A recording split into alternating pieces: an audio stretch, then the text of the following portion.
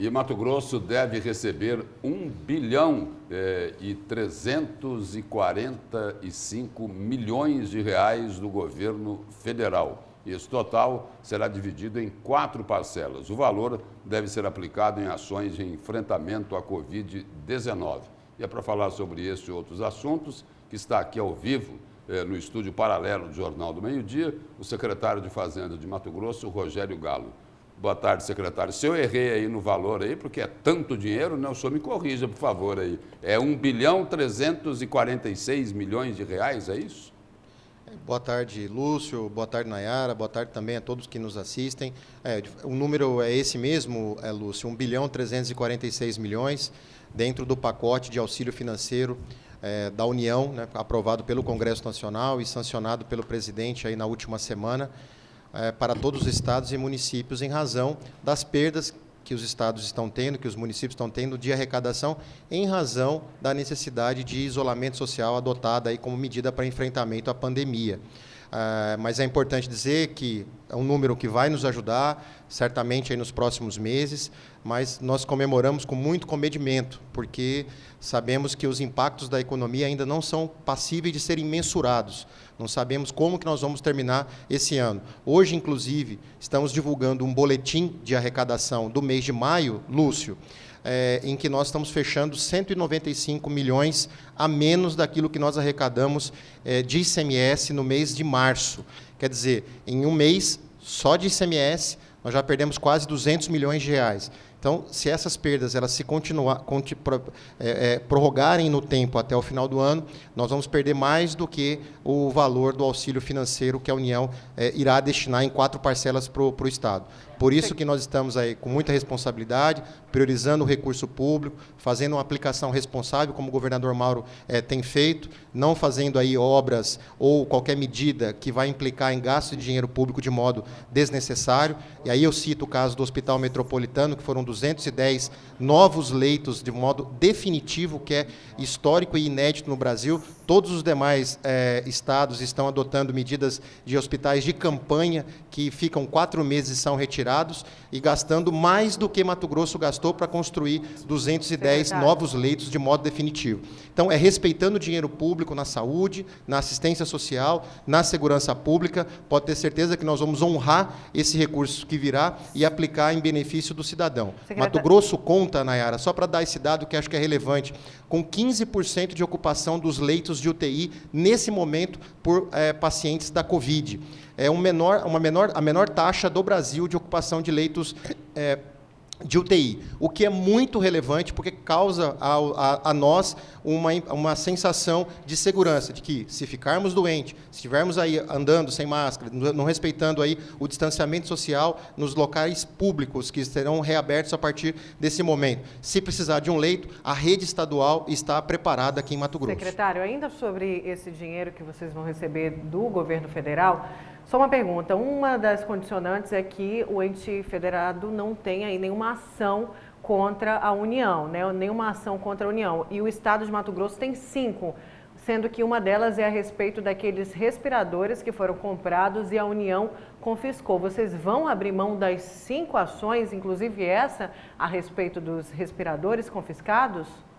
Excelente pergunta, Nayara. Para tranquilizar a todos e para nos tranquilizar também, porque se nós não desistirmos das ações, Mato Grosso não recebe o recurso do auxílio financeiro. É um requisito que foi colocado na lei e nós temos que observar isso. Nós fizemos uma consulta ao Tesouro Nacional, que houve uma resposta que respondeu ontem, inclusive, dizendo que as únicas ações que nós temos que decidir, que desistir, e isso é importante também para os prefeitos que estão me ouvindo nesse momento, também é uma orientação aos prefeitos que também têm que desistir dessas ações para que recebam os recursos, que as ações que devem ser desistidas, né, renunciadas pelos entes públicos, pelos estados e municípios, são aquelas que têm conteúdo fiscal, conteúdo financeiro, financeiro, quer dizer, para suspender dívida ou para exigir dinheiro da União. No caso, como essa dos respiradores, elas não têm esse caráter, é apenas uma discussão para que a União respeitasse a compra que o Estado tinha feito antes da pandemia, inclusive, de 50 respiradores, e não incidir ali a requisição administrativa que a União fez para a fábrica desses respiradores, essa ação nós não vamos precisar desistir. Apenas as demais ações propostas para suspender dívidas que o Estado tinha proposto no Supremo Tribunal Federal contra o governo federal, contra a União. Secretário. Então, essa dos respiradores, elas não serão renunciadas. E esses respiradores, eles virão em bom momento. Só para lembrar, Lúcio, acho que é uma informação relevante. No início do ano passado, aqui em Cuiabá e Várzea Grande, nós tínhamos 10 leitos estaduais de UTI. Nós começamos esse ano com 40 leitos, quando nós fizemos lá a requisição da Santa Casa, e o Estado reabriu a Santa Casa de Misericórdia aqui em Cuiabá. Ficamos com 40 leitos em janeiro de 2020. Hoje nós estamos com 120 leitos abertos, quer dizer, tem 80 novos leitos de UTI, isso distribuído na Santa Casa e no Hospital Metropolitano, e até o final desse mês vamos estar com mais 30 leitos de UTI aqui em Cuiabá. Vamos estar com 150 leitos de UTI. Por isso que é fundamental esses 50 respiradores. Secretário da Saúde, vamos voltar para as finanças. O senhor disse aí o seguinte, que houve uma redução no ICMS de 195 milhões de reais do mês de maio comparado com o mês de março. Agora tem um outro dado aí que é relevante, né? Que é o seguinte, que de janeiro a maio desse ano, a arrecadação comparada com o ano passado foi 500 milhões de reais a mais, não é? Então não tem tanto motivo assim para pessimismo, não é? Nós, de fato, conseguimos acumular recursos, Lúcio, por dois motivos. Primeiro, porque o governador Mauro, junto com a Assembleia Legislativa, em 2019, fez o dever de casa, aprovou leis que contiveram a despesa pública, que vinham crescendo ao longo dos últimos 10 anos de modo totalmente descontrolado, e também fez o enfrentamento contra privilégios fiscais. Nós cortamos aqueles privilégios fiscais de poucas grandes empresas que tinham aqui em Mato Grosso, e isso fez com que nós tivéssemos também uma melhoria na atividade econômica e também na arrecadação. De fato, de janeiro a março, nós acumulamos um aumento, tanto na atividade econômica, Mato Grosso vinha crescendo no ritmo chinês, acima de 2 dígitos, e isso, quando você tem um nível de atividade econômica, quer dizer, as empresas estão faturando mais, obviamente isso aí vai se refletir num aumento da arrecadação. Nós tivemos, de fato, uma boa arrecadação de ICMS de janeiro a março desse ano, que nos permitiu, inclusive, sem ter recebido ainda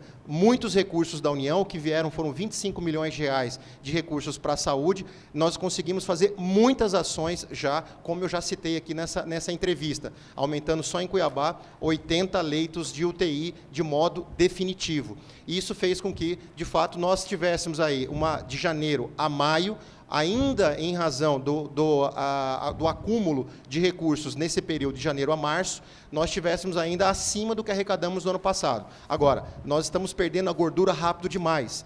né? O que nós tínhamos acumulado, se não tivesse a pandemia, nós terminaríamos o ano com recursos para fazer mais investimentos. Nós estamos perdendo essa reserva muito rapidamente. É mais ou menos como uma pessoa que tem o seu salário reduzido e começa a consumir com as suas despesas mensais aquilo que estava na poupança. Então, se ela não tiver uma reposição rápida da receita mensal dela, ela vai perder aquela poupança muito rapidamente. É o que está acontecendo com o Estado. Então, nós vamos receber esse recurso da União, mas não sabemos se vai ser suficiente para reparar aquilo que nós vamos deixar de receber em função do decréscimo de atividade econômica até o final do ano. Secretário, é por isso que a gente não comemora, mas a gente, de fato, faz aí o registro dessa preocupação, Secretário, Lúcio. só registrando aqui o seguinte, que antes da gente encerrar a entrevista, só registrando que a primeira parcela que vem lá do governo federal, ela vai ser de quase 350 milhões de reais,